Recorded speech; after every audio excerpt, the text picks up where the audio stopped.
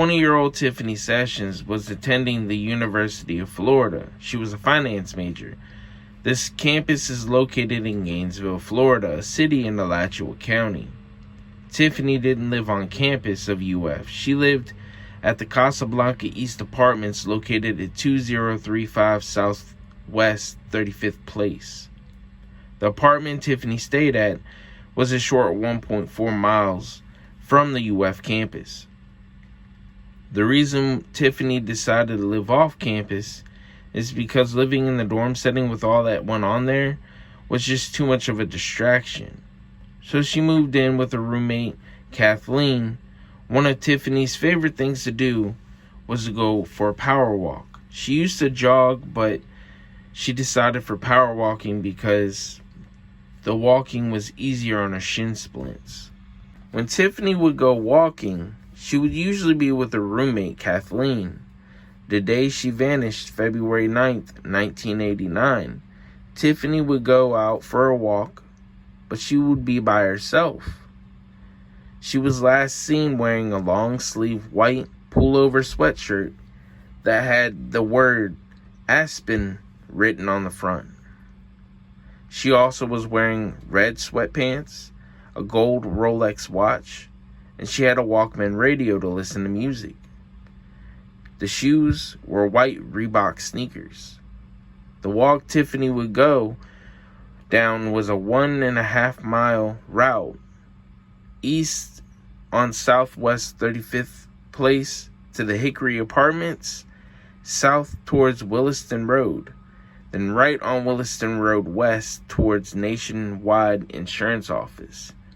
Then Tiffany would double back and walk back to her apartment. At the time, there was a wooded dirt road along that walking route. Tiffany left her Casablanca apartment around 6 p.m. She left without her ID or her apartment keys. She was expecting to be back before her roommate Kathleen left that night for class. Tiffany would never be heard from or seen again. After she went on her walk, a few hours would pass. The roommate Kathleen noticed Tiffany never made it back home. Around 9 p.m., Kathleen would call Tiffany's mom, Hillary Sessions, to tell her Tiffany hadn't returned home. Hillary Sessions would try to report her daughter Tiffany missing, but the police shrugged it off like she was just out partying. Since she's a college student, she's an adult, and that she would be back. But she never did. Days would pass. February 11th, 1989. A search would begin. Tiffany's dad, Patrick Sessions, would help out trying to find his daughter. He would get a helicopter to do an aerial search in the 300-acre wooded area near the Casablanca Apartments. Police would take the missing persons report more seriously. They would help with canines searching the area. A search was done down the route Tiffany would take on her walk. Nothing was found. Patrick Sessions said early on, in quotes, "Every guess is that she has been abducted. For whatever reason, I don't know," end quotes. There would be a man that came forward hearing about Tiffany going missing. He said, February 9th, 1989, he had seen a young woman that looked like Tiffany.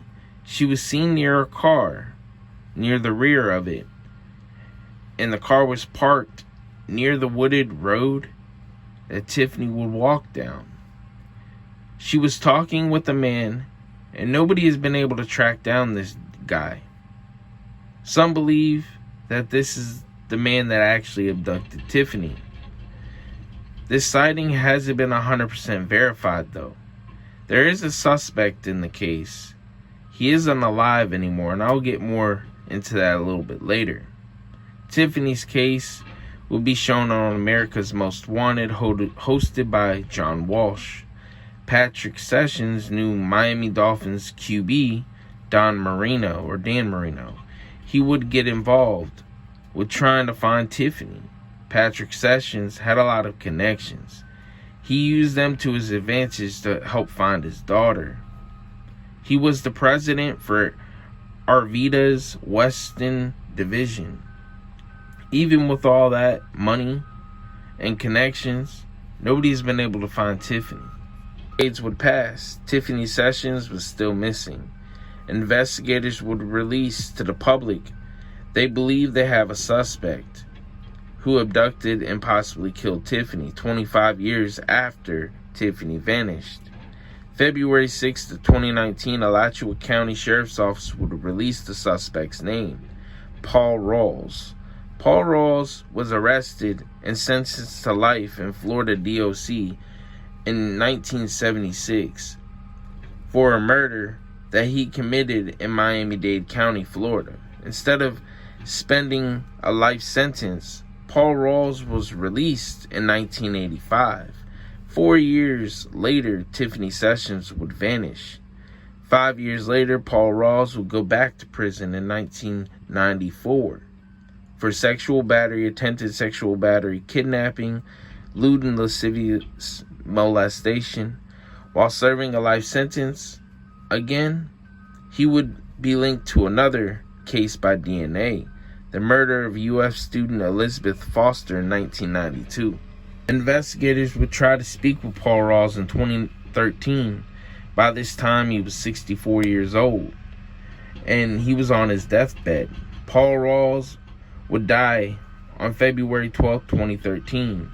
Investigators would go through his belongings. They would find an address book, and in the pages, they would find a number 2 and then a date next to it that said 2/9/1989. This was the date that Tiffany vanished. The two investigators believe Tiffany Sessions was Paul Rawls' second victim. Investigators looked more into him. Paul Rawls moved to Gainesville the spring of 1988. Paul Rawls also worked as a pizza delivery driver and worked at a construction site on the route Tiffany would walk down. He is dead now. No arrests have been made, and anything that Paul Rawls knows, he took to his grave.